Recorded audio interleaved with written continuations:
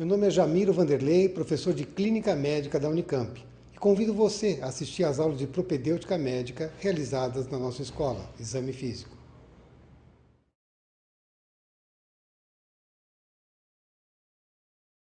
A terceira parte do exame que será demonstrada é a avaliação da motricidade. Essa é uma função extremamente complexa e que envolve vários domínios.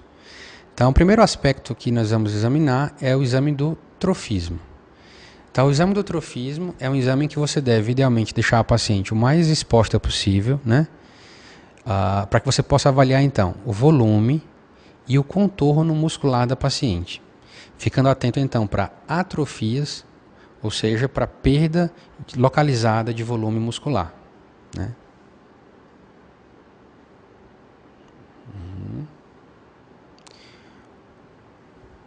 O segundo aspecto envolve a avaliação do tônus, que é, em termos práticos, o grau de dificuldade que o examinador encontra para realizar a movimentação passiva da articulação. Então a paciente fica absolutamente relaxada e o examinador faz então movimentos passivos em grandes articulações, como por exemplo o punho, o cotovelo, o ombro e nos membros inferiores o joelho e o tornozelo. Durante essa avaliação é importante que o avaliador examine os extremos de movimento, ou seja, o máximo e o mínimo do arco de movimento, né? E naquelas situações em que existe dúvida sobre uma alteração do tônus, a gente pode fazer uso de manobras de sensibilização. No caso, a gente pede ao paciente então que fique fazendo movimentos de abertura e fechamento de uma das mãos, enquanto o avaliador examina a outra mão separadamente, né?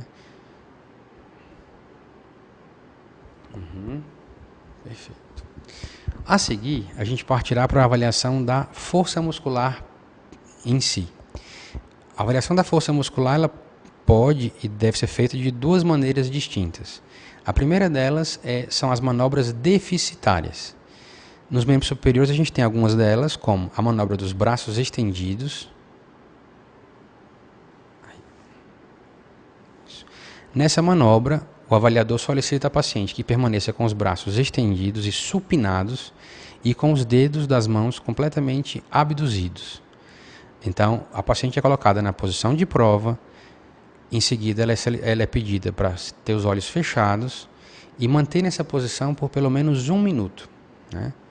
Em indivíduos normais, o paciente consegue manter sem nenhuma dificuldade, mas nos pacientes em que existe uma lesão do primeiro neurônio motor, a gente observa um padrão clássico chamado de pronação. Então, em indivíduos com lesão do primeiro neurônio motor, existe então uma adução dos dedos, seguida por uma pronação da mão, flexão do cotovelo e flexão do ombro. Tá? Então, esse é o padrão tipicamente de queda piramidal, chamado. Outras manobras que são manobras com o mesmo significado, o mesmo valor semiológico são a manobra de Grasset, em que o paciente ele coloca então os braços, os cotovelos ficam fletidos a 90 graus, os antebraços completamente supinados e os dedos completamente abduzidos. A maneira de testar é absolutamente a mesma, com fechamento dos olhos, um tempo de espera em torno de 1 minuto, e a anormalidade observada nas lesões piramidais envolve, então, a adução dos dedos, pronação da mão e do antebraço, o cotovelo, então, cai, e em seguida a mão cai, né? Nos indivíduos que não conseguem assumir a posição sentada ou a posição de ortostase, nós podemos utilizar uma variante de manobra deficitária feita na posição deitada. Essa manobra é chamada de manobra de Heimist, em que o paciente ele fica então com o braço apoiado na maca, o cotovelo a 90 graus, os dedos abduzidos, né, e as mãos então em posição paralela. No caso de uma lesão piramidal, observa-se um padrão também de queda com adução dos dedos, pronação da mão e a queda do antebraço sobre a barriga, né? Nos membros inferiores, a gente também tem manobras com valor semiológico semelhante. A mais famosa delas é a manobra de Mingazzini. Nessa manobra, o paciente ele é solicitado a fletir os quadris, fletir os joelhos e em seguida colocar os pés em posição de dorsiflexão. O paciente ele, então é solicitado a manter essa posição por um período de pelo menos 40 segundos e nós observamos então como é que ele consegue manter esse desempenho. Novamente aqui, nós devemos ficar atento para alterações do tipo piramidais, em que a gente observa primeiro uma flexão plantar, seguida por uma extensão do joelho, em seguida uma extensão do quadril. Tá?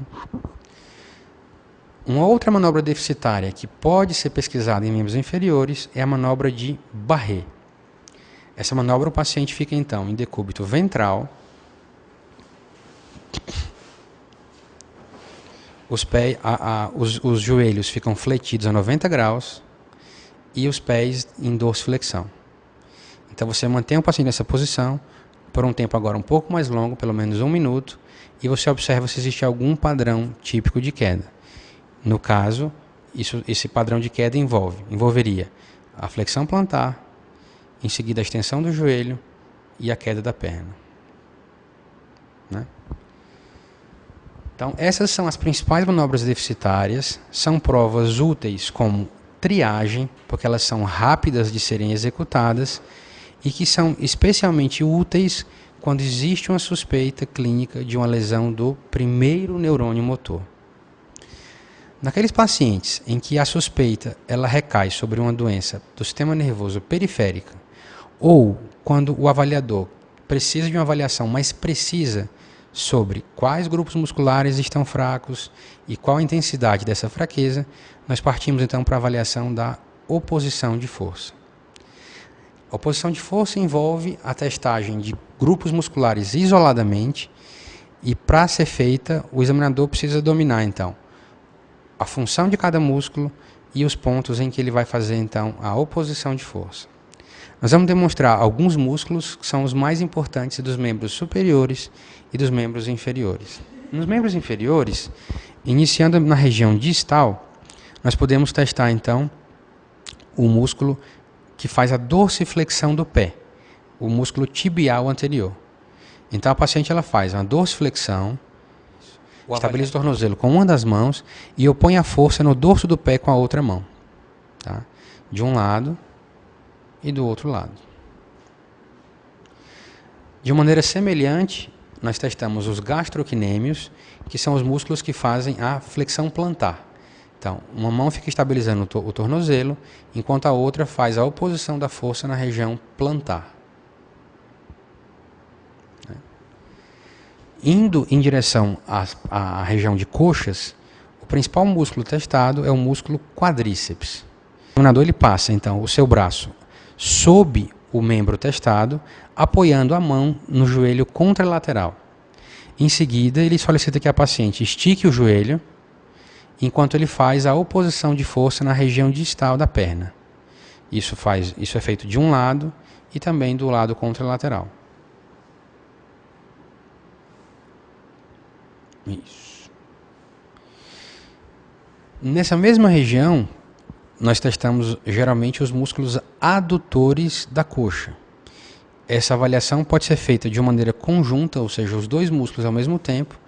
O avaliador posiciona as suas mãos em concha na região medial do joelho e pede à paciente que faça então um fechamento das duas pernas.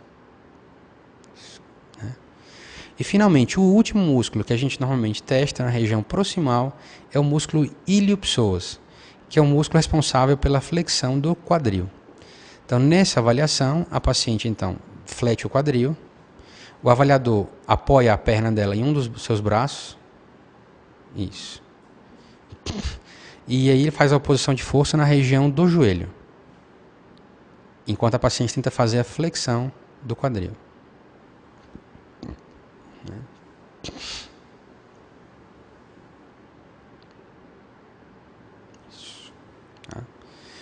Agora nós partiremos para os músculos dos membros superiores. Na porção mais distal, o primeiro músculo testado são os músculos interósseos dorsais, na região das mãos. Então, a paciente ela é solicitada a fazer uma abdução de todos os dedos, o examinador estabiliza o punho e faz a oposição nas falanges proximais, do segundo e quinto dedos. Né?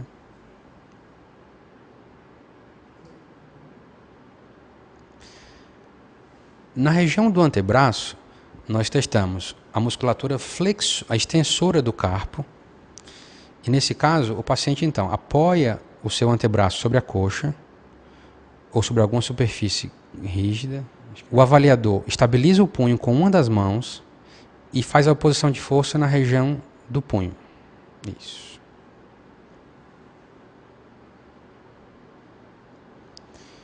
A musculatura flexora do carpo é testada de maneira semelhante na medida em que a paciente faz a supinação do antebraço. Uma outra manobra que é frequentemente utilizada na prática neurológica, embora não seja exatamente uma manobra de oposição de força, envolve o fechamento dos dedos do avaliador. Então, o avaliador coloca geralmente 2 dedos, né, sobre a palma da mão do paciente e pede que ela feche a mão com toda a força. Né? Essa é uma manobra que você avalia uma série de músculos simultaneamente e pode dar uma ideia a respeito de fraqueza muscular. Né? No braço, nós testamos o bíceps e para isso é importante que a paciente tenha o posicionamento correto, né, do antebraço, ele tem que estar totalmente supinado e em seguida o examinador faz a oposição de força na região da prega do punho.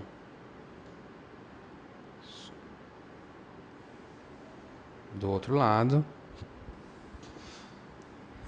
E em relação à musculatura posterior do braço, o tríceps, você pode fazer a testagem de 2 maneiras diferentes. A primeira delas é semelhante ao que foi testado para o bíceps, apenas com a mudança do sentido da força que é feita pelo paciente, ou de uma maneira em que você consegue isolar melhor a função do músculo. O paciente então fica com o ombro abduzido, e em seguida o avaliador faz essa oposição de força no antebraço.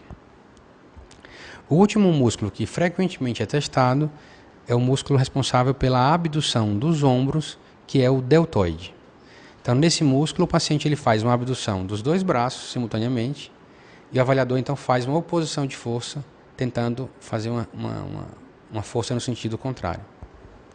Bom, e agora vamos chegar na avaliação dos reflexos, né? Essa é uma parte absolutamente fundamental do exame neurológico, porque fornece uma série de informações semiológicas úteis.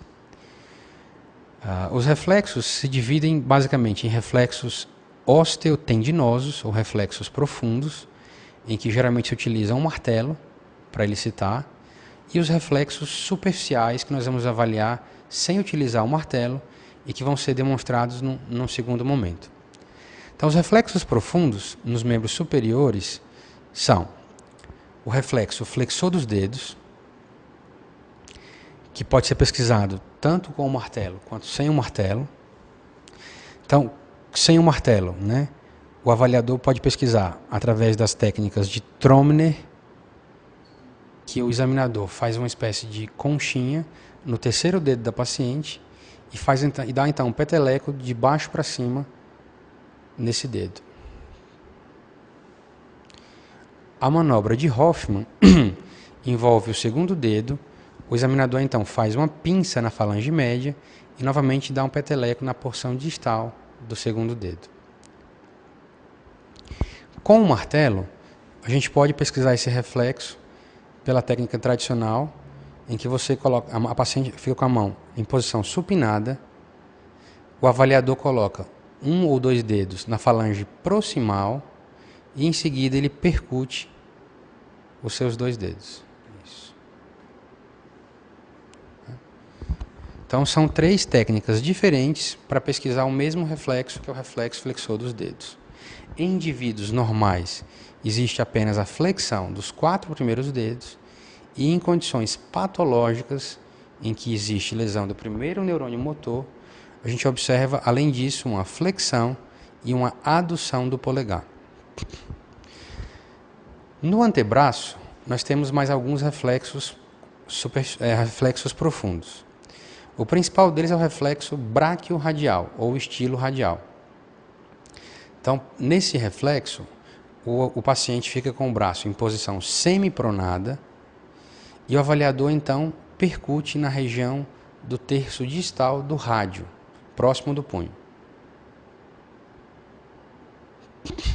A resposta esperada envolve a contração do músculo braquiorradial e uma ligeira flexão do punho.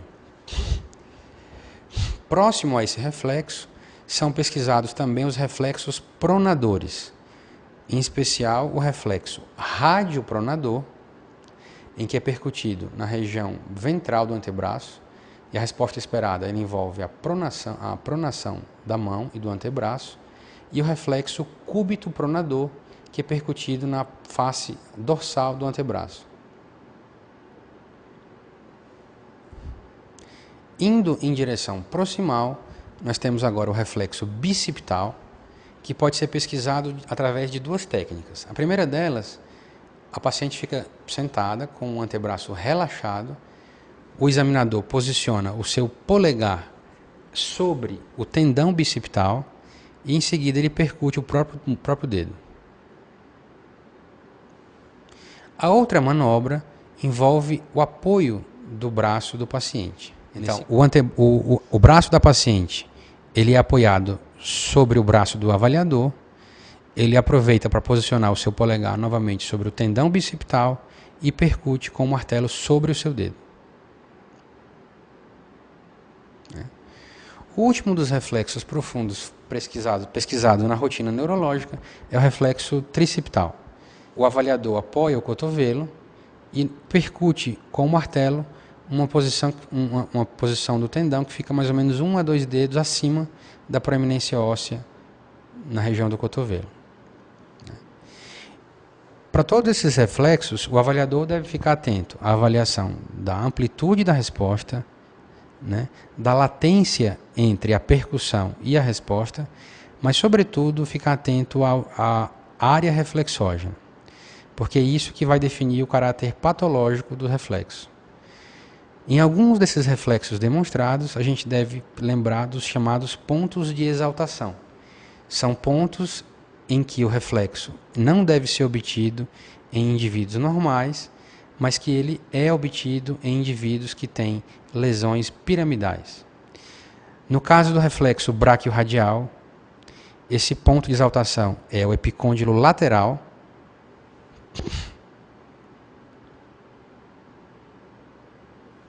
e no caso do reflexo bicipital, esse ponto de exaltação fica na região supraclavicular.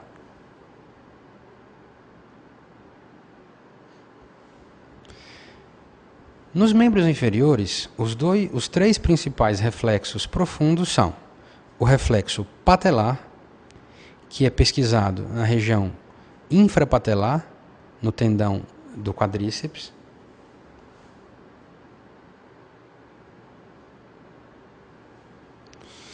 Em alguns indivíduos, ele pode também ser elicitado pela percussão do tendão acima da rótula da patela.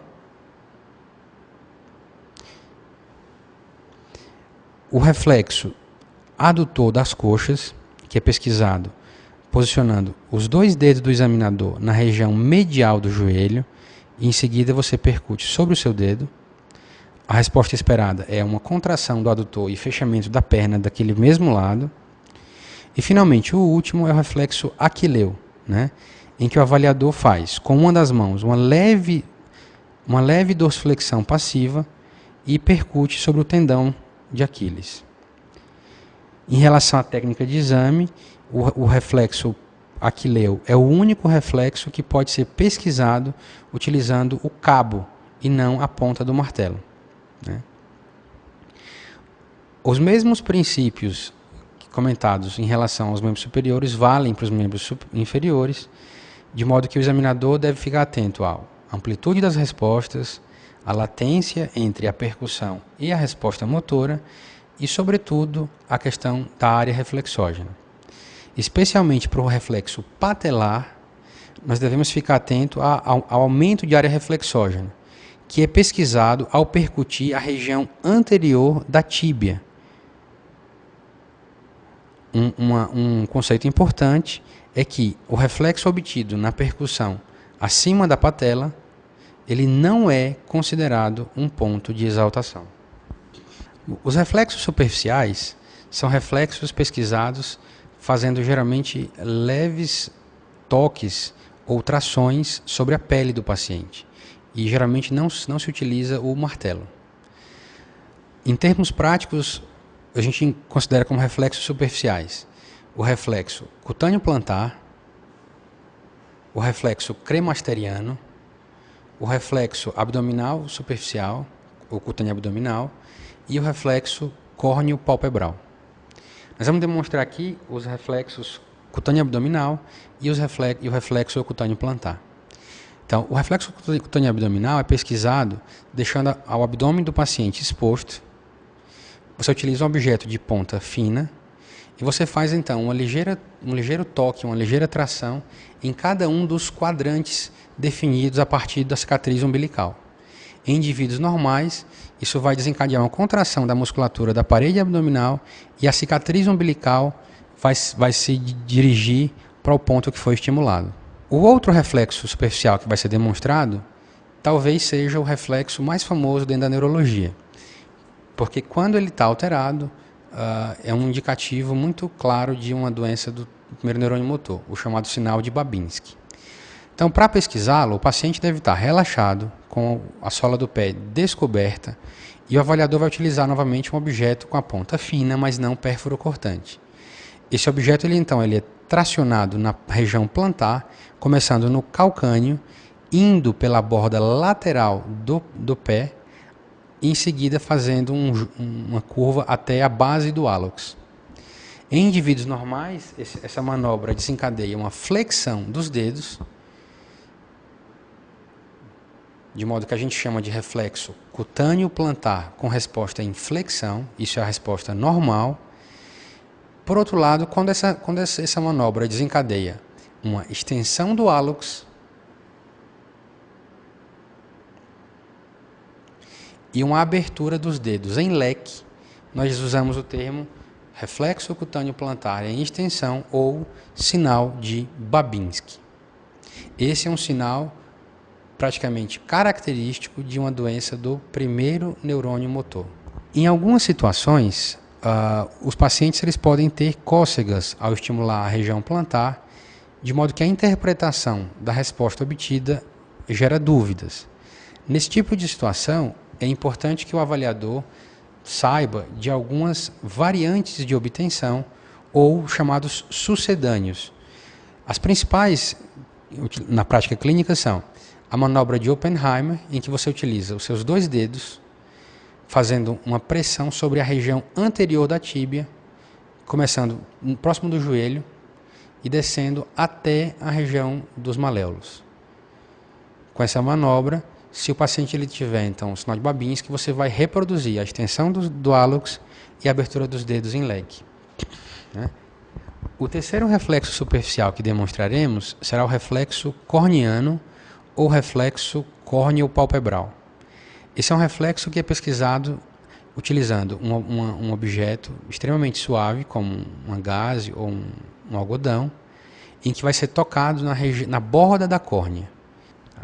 Então, a paciente ela faz uma mirada lateral e o avaliador vem com o objeto e toca na transição da conjuntiva com a córnea, e ao tocar ele desencadeia uma resposta que envolve o fechamento forçado e rápido do olho. Esse é um reflexo superficial que tem como alça aferente o segundo nervo craniano e como alça eferente o sétimo nervo craniano. Né?